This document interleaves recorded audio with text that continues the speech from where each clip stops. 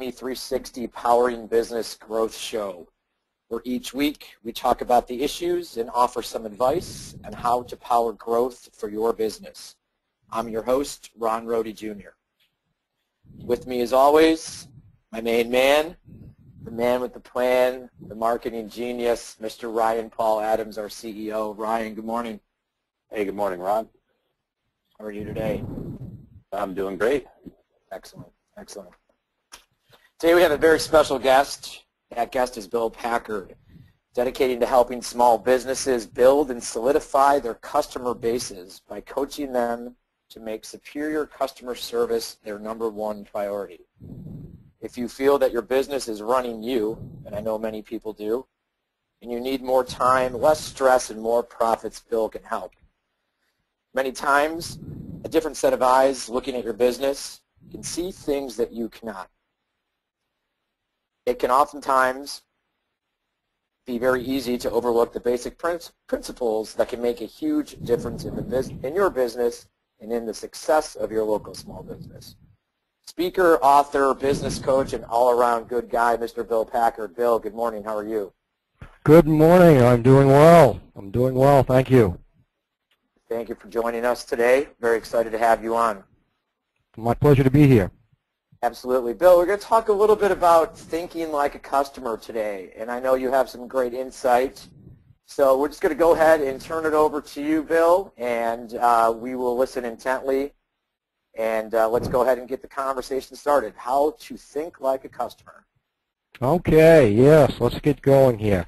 I'm going to cover three basic areas of thinking like a customer, and the importance of thinking like a customer, the relationship with the customer. A lot of business owners think of customers as their support, the people who pay the bills, etc. But developing a relationship with the customer is a real key point to developing a successful small business. And then I'm going to talk a little bit about the importance of engaging and empowering the employees. Again, you need to have a solid team around you, working for you, everybody on your team and in your organization thinking of themselves like a customer. And then I'm going to finish up with some comments on difficult customers, because I get that a lot from people. How do you handle this, or how do you handle that? So those are the three areas that I'm going to focus on this morning. But what I like to do is just take just a couple of minutes to let people know me, so that they understand where I'm coming from. Yes, please do. I live in a small town in Maine, Union, Maine, right just off the coast. It's a beautiful, beautiful place to live. I'm blessed to be here. I love to travel, but there's no better place to live than right here. I started 4 small businesses from scratch. I've pretty much been an entrepreneur most of my life. Packard Landscapes obviously was a landscape business.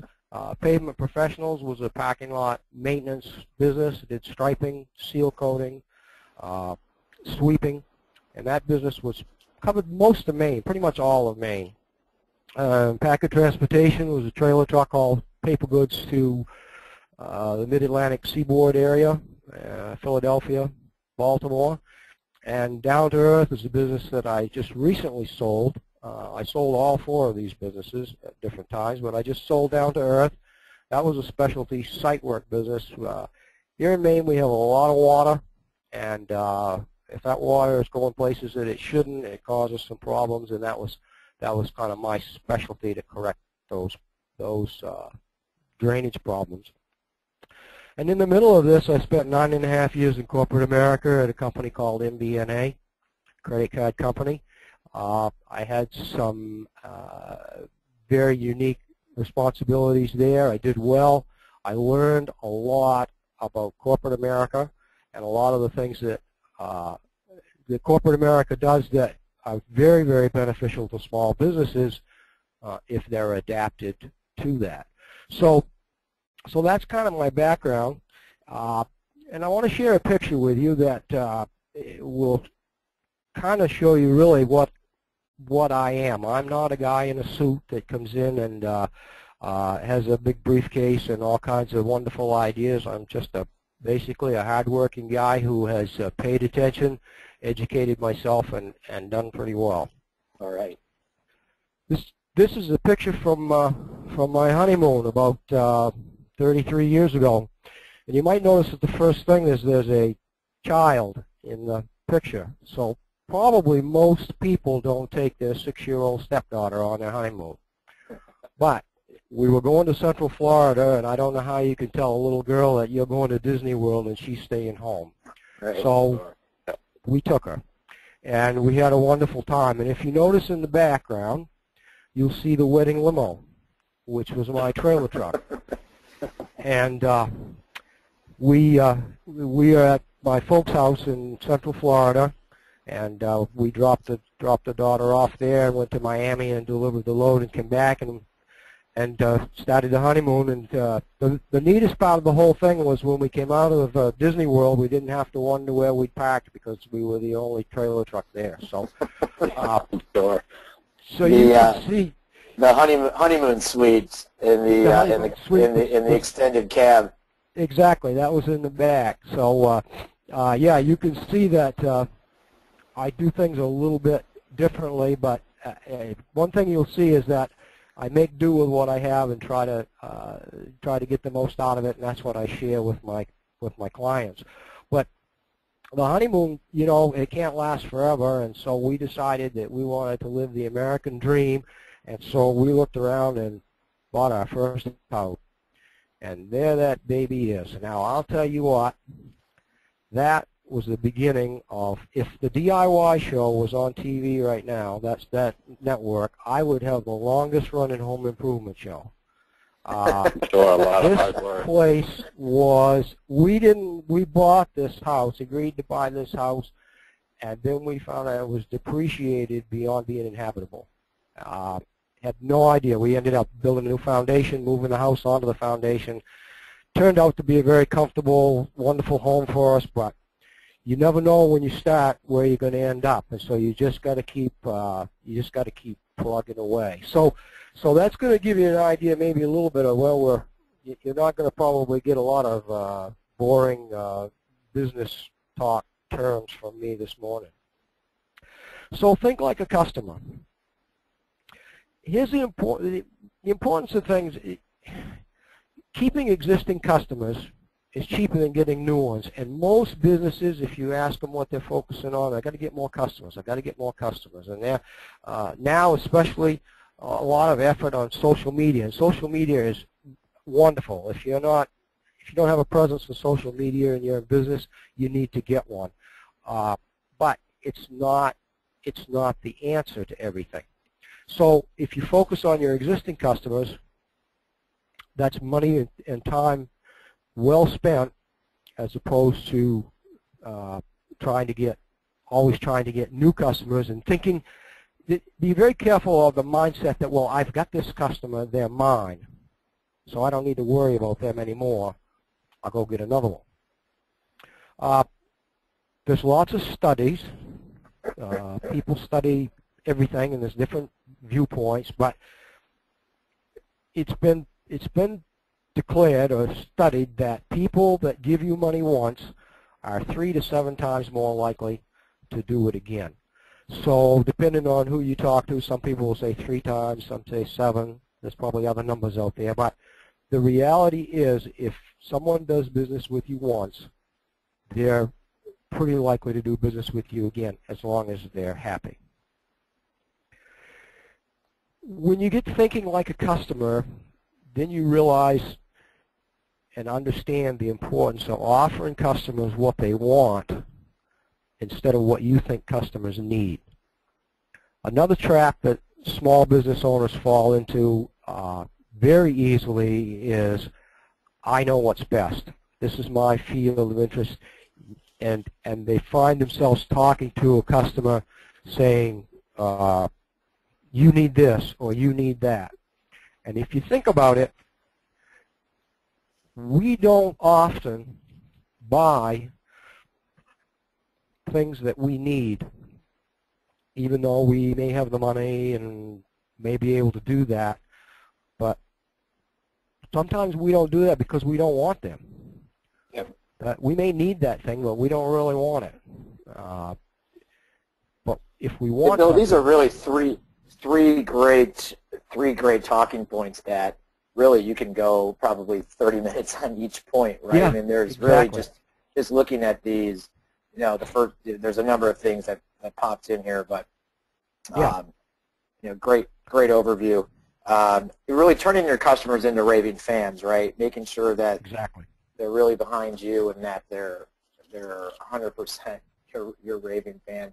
A lot of times we're chasing around for new deals, and at the end of the day, we might have something trying to grow your existing account base, right? How could you get deeper and wider within your existing account? Because there very well may be problems there that you could solve. Yeah, I mean, you're right. If you're in touch with your customers, and then you're going to know what's going on. You're going to know if there are problems within your existing customer base, and that's really where you want to start, because if you don't know what's going on there, how are you going to know that you're looking for the right, other customers? Yeah. Growing from within through referrals, any kind of promotion that grows your existing customer base from within is much better, much stronger than just basically casting a wide net and wondering who you're going to catch. So I want to move on to why customers leave, and I think it's important for businesses to understand why customers leave them and do business with somebody else, because I think it's really misunderstood. And rarely, when I talk with businesses, do they get the concept. Their perception is very different. And I'll breeze through these because there's a couple, three that I really want to focus on. This is from the SBA, by the way, and it's kind of dated. I think it's probably maybe 4 or 5 years old now, these numbers, but I don't believe they change very much over time. So 1% of the customers are going to die, 3% move, 5% seek alternative solutions, which means that they don't need what you sell anymore. For whatever reason, their life has changed. They don't have a need for what you're selling. Here's an interesting one. 9% go to the competition. Most businesses think that number is much higher. They think that it's a much higher percentage of people who go to the competition because the competition has a better offer or offers them a better deal. Excuse me. Just getting over a cold, and I've got to keep a glass of water handy. 14% leave because they're dissatisfied with the product or service. So there's a place to look right there and take a serious look at. Do you have quality products, and are you providing the level of service that customers will be loyal to? Or could you improve in that area? And here's the big one. 68% feel that they were not treated appropriately. So to put this in perspective, let's just say that every year, let's say you had a very successful business, but people move on, you got lots and lots of customers, and let's say that every year about 100 customers go someplace else. 68% of them go because you didn't treat them appropriately. And 14 of them leave because they weren't happy with the product or service that you provided them. Mm-hmm. So if you go back to thinking like a customer, 82% of the customers that you have that potentially would leave are not going to go anywhere if they're happy with the product and service and you treat them appropriately. So those two areas are areas you can make a huge, huge difference in without spending a lot of money. And as we talked at the go ahead. If I could interrupt, sorry. Certainly. So could you give a couple of examples that you see consistently? what do you define as not being treated appropriately? I'm sure that's all across the board, but what do you see consistently, throughout your career and your experiences about that last point, 68%? Well, I got an example that just happened recently, and this person happens to be a friend of mine, not a client, but he's in the construction business, and he has made a purchase, doing business with a company for quite a few years, and made a lot of big ticket purchases from him, and never thought he would ever go anywhere else. And he's getting a new piece of equipment, and he wanted to. He had some questions, on the size of the body, whatever, just some general questions. So he called the fellow in the middle of the day, and he said, I'm going to do this, and I got some questions. And the guy said, well, I'm eating my lunch right now. It's kind of, you kind of interrupted my lunch. Can you call me back later? And so the fellow hung up, and then he told me, he said, for the first time in my life, I'm not going to do business with them anymore. I'm going to Bangor to somebody different. And he said he turned me off, and it's something as small as that. Right. And I think it really needs to echo and permeate throughout the entire company, right? So let's say Definitely. you have customer service, or you have other people that interface with your clients, and if they're not all on board with the same culture, the same mentality, you could lose someone like that. So that's a very candid story that you tell there. Yeah, you're absolutely right. And the interesting thing is, though, what the business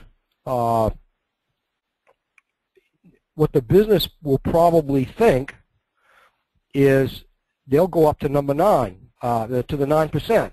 They'll see this fellow with this piece of equipment from the competitor on his truck, and they're going to say, oh, those guys up in Bangor or wherever you got it, I don't remember where it was. You say, oh yeah, they're killing us. The competition's killing us. And in reality, and I don't say this to hurt anybody's feelings, because I think we all sort of fall into the same category. We're killing ourselves, but people have got to go somewhere. So they go to the competition, many times not because they want to, but because they've got to have whatever it is that we're offering. So that's kind of the odd thing, is that people think, oh, it's the competition. It's the competition. I got to meet their price. I got to do this. I got to do that. But really look out for yourself, and everything else will take care of itself. And when you mentioned having everybody on board, it's a nice segue in this next slide, and I'm just going to go over this real quick. This is another seminar that I do in-house for businesses, but I just wanted to point out the importance of this in relation to engaging and empowering your employees.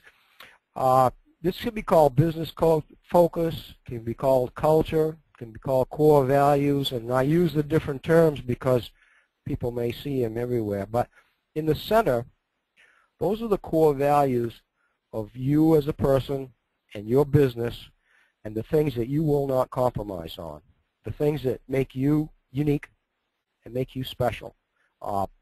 If you're in the lawn mowing business, well, actually not in the lawn mowing business, mowing lawns is what you do, you're in the customer service business, but when someone asks what makes you special, you've got to be able to come up and explain to them why customers come to you instead of the other hundreds of lawn mowing services around. And this is another step, basic beginning step, that most small businesses just kind of skip over. They get busy, they get involved in other things, and if you don't identify those core values, you start having difficulty in all of these areas. You'll attract customers, which I'll talk in a little bit. You'll attract customers that you really don't want. You'll spend marketing money that really is not that effective, not as effective as it could be. You'll attract and hire employees that you don't want. And the way that your company is presented probably won't appear the way that it really should be. You won't be putting your best foot forward. So identifying what it is, it's very much like a mission statement, Sure. but I think it's even more basic. Will then allow you to draw in the right kind of customers, draw in the right kind of employees, make good use of your marketing, because everybody will be sharing those same core values. And here's one that I think is very good from a business up here.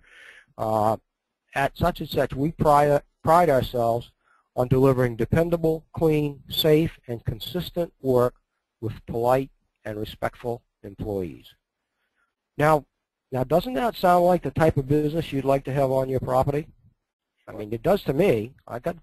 They understand what they're doing. They take pride in their work. They're going to be clean, safe, and consistent. The employees, I expect them to be polite and respectful. I mean, they put it out there before they even arrive. If you take something like this and turn it around to the employees, wouldn't it seem likely that all of these employees would understand the expectations of the company? They expect that they're going to deliver dependable, clean, safe, and consistent work. So they know they need to be safe.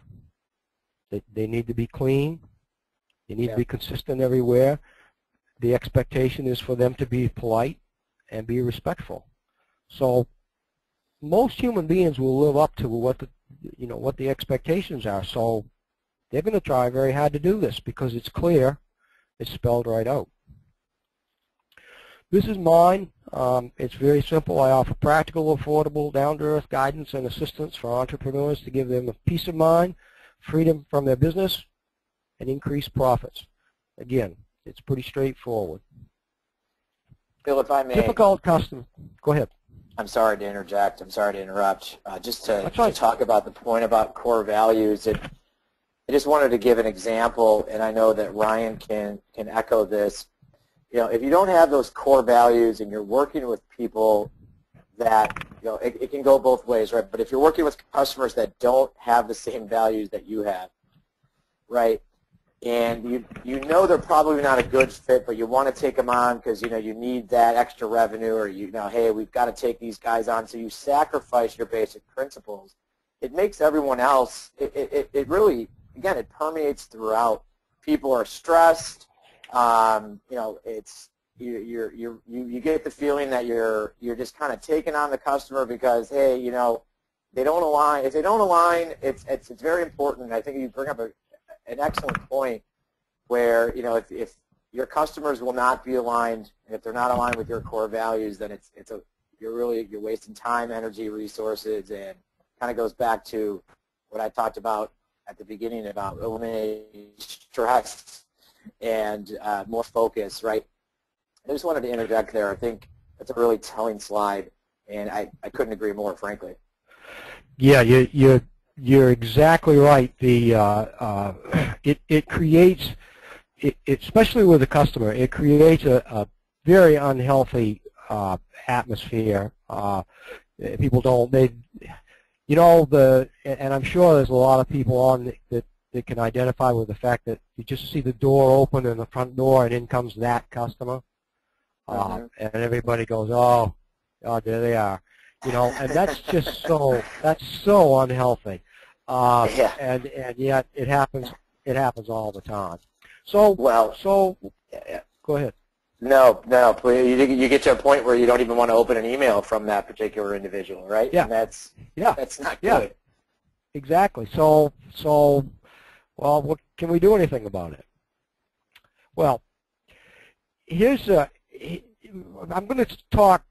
This is actually two-part. I call it difficult customers, but the first part of this, I'm going to just refer to a customer with a complaint.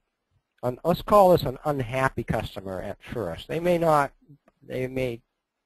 be a good fit for you, but they're upset.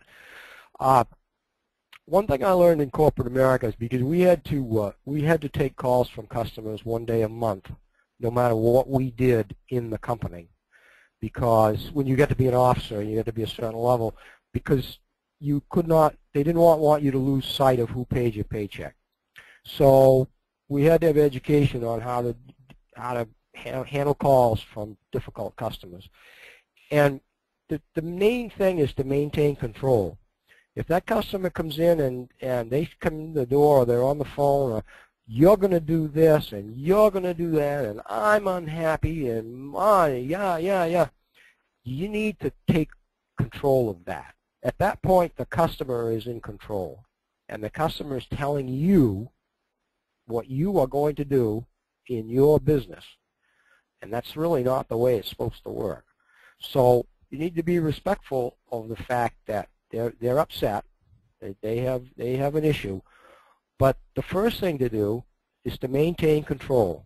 Get control of the situation, and here's where engaging and empowering your employees can be very important, because that employee if he's empowered to say, look, we'll fix this, we're going to do what we can to make it right, then you're changing the whole conversation. You're calming the person down. They feel as though they're going to get some sort of positive result from it. So maintain control is the first thing. Don't take it personal. Now, there's an exception to this. If the customer is upset at you, I guess you're probably going to take it personal, okay?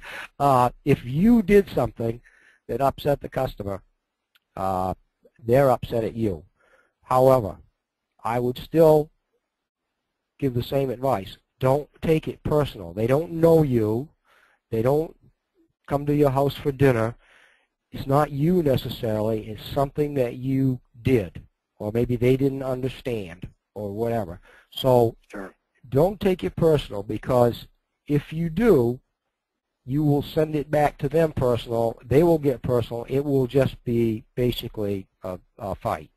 So just step back, take yourself out of it, and focus on a solution. Remove the ego, right?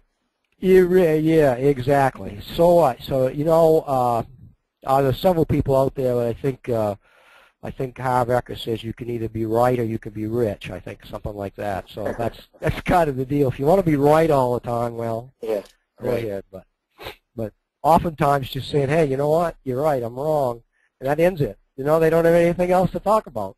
That's all they were looking for. Exactly. But without above and beyond that, whatever it is, look for learning opportunities. Something went wrong. Nobody probably did anything intentionally. Nobody, you know, it's just something went wrong.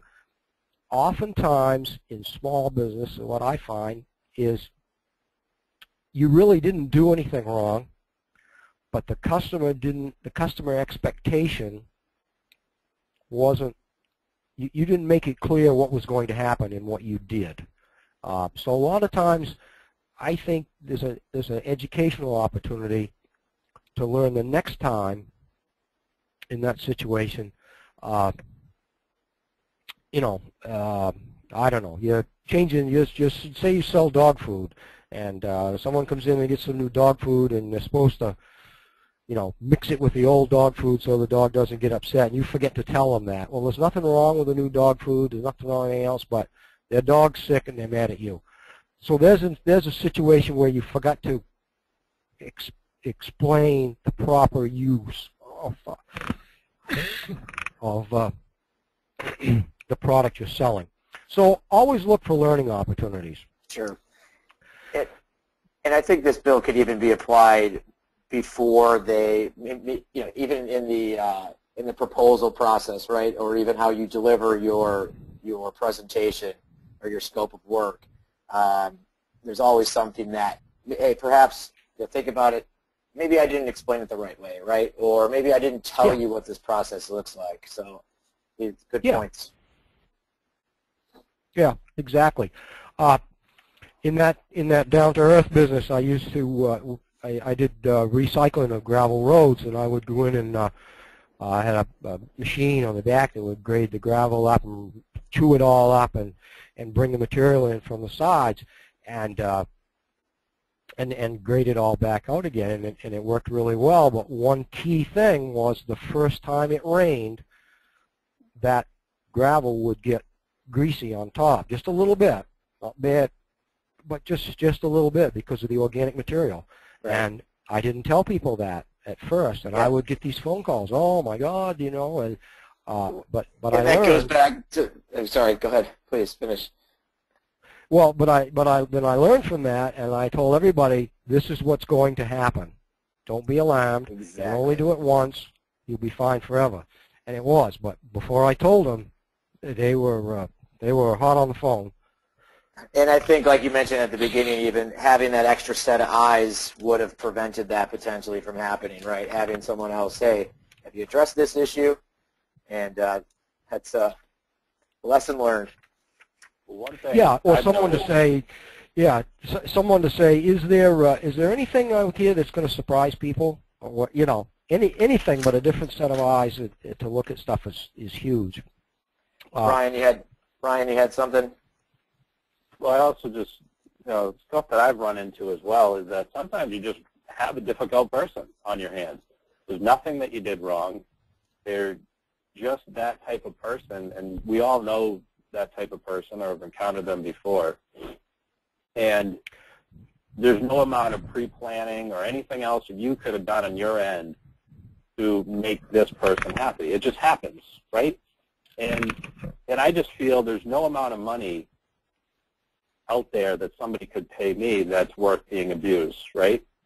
So stand up for yourself. If you're running into situations where you have that type of person or that type of client, don't be afraid to stand up for yourself. And it doesn't have to be confrontational, or bullies typically tend to back off when somebody stands up to them. And sometimes that's what you might be dealing with, is just a really difficult person who's a bully.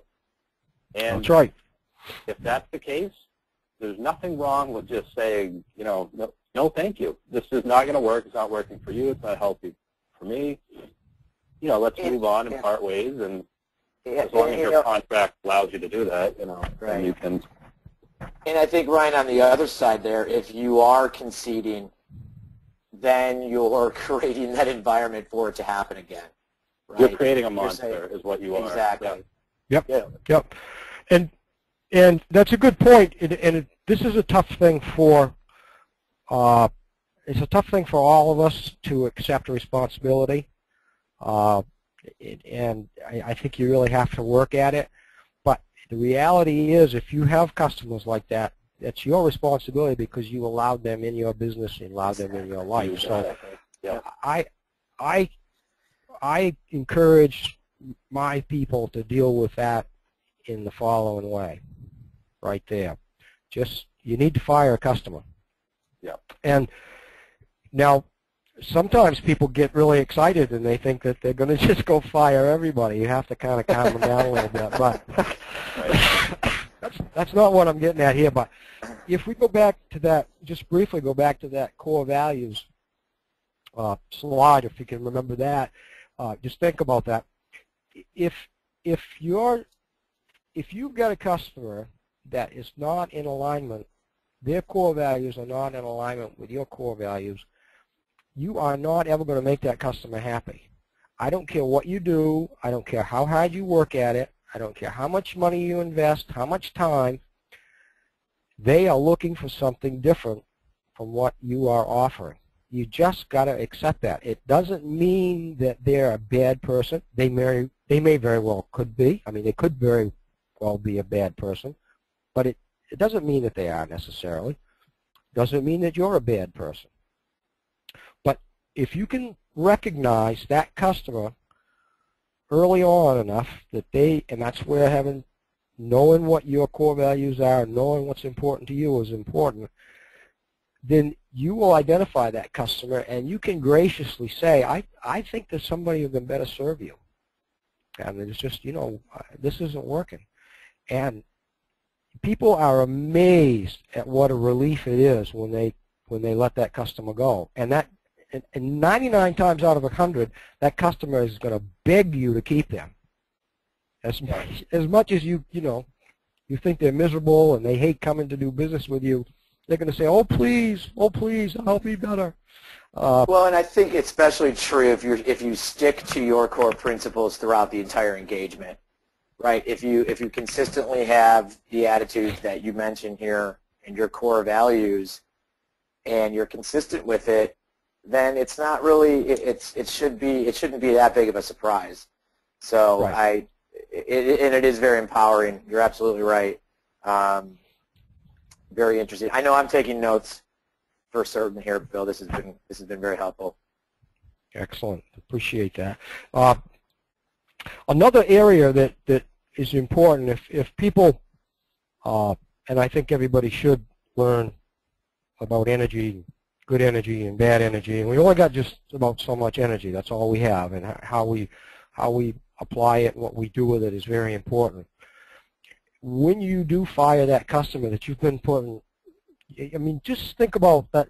You know, I had created that mental picture of here he comes through the door again, he or she. Oh yeah, here they come. Everybody in your whole business goes on to alert. Everybody's got this kind of defensive posturing, and it's almost like we're gauging up for a war here.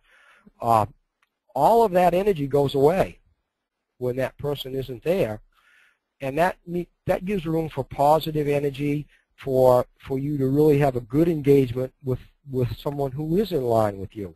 Because let's face it, when that person leaves that difficult customer, if you and your employees think that you flip the switch and you're not in the war mode anymore, when the next person comes through the door, you're dreaming. Because they come through the door, they don't know what happened, but they know something bad just happened in there before they got there. I can tell you. Yeah. I'm sure you've always felt it. No And doubt. so channeling that energy and making the most of it is super, super important. Absolutely. Love that. So, No, go ahead. no, please. I was going to say, what do we do next? How could people reach you, or what is your advice here moving forward? Well, what I'd say is just implement one thing. Entrepreneurs are famous for chasing shiny objects. We get one idea leads to another idea, which leads to another idea, which builds on another idea, and then we didn't get the first one even started. So a lot of entrepreneurs have things started, but they haven't completed them. So pick one thing. Maybe you want to just write down what you feel the core values of your business are. Maybe you want to meet with your employees and share with them the importance of the customer. Whatever it is, just do one thing, and then when you get that done, cross that off, do something else. Don't try to take on too much. Excuse me. You're not going to change your business in a one-hour webinar. Appreciate everybody taking the time to be on here, but even if you took really great notes and you go back and you try to implement some stuff, it takes more than that to make change. But at least you'll be in the right mindset. Anybody is welcome to email me at bpackardme@gmail.com with questions or concerns. To inquire about one-on-one seminars. I do seminars in-house. I also do a couple of coaching programs. You can call me, 207-691-2659. Pretty much any time of day, unless I'm on a call or a webinar like this, I'm going to take your call. And if you visit bpackard.com, you'll get a pretty good idea of what I'm all about. There's quite a lot of information on that website. There's a blog on there that's updated quite regularly. I send out a newsletter every week. I'd be glad to send it to anyone who just go to the sign-up box and put in your name and your email address, and I'd love to add you to the family. So thank you very much, guys, for the opportunity to share what I'm doing, and I hope you found it worthwhile. Bill, thank you. I truly feel that this is a perfect format for the Powering Business Growth Show. You had some excellent points, and I truly enjoyed it. So thank you. Thank you very much for your time. Thank you, Bill. Appreciate it. Thank you. Thank you, guys.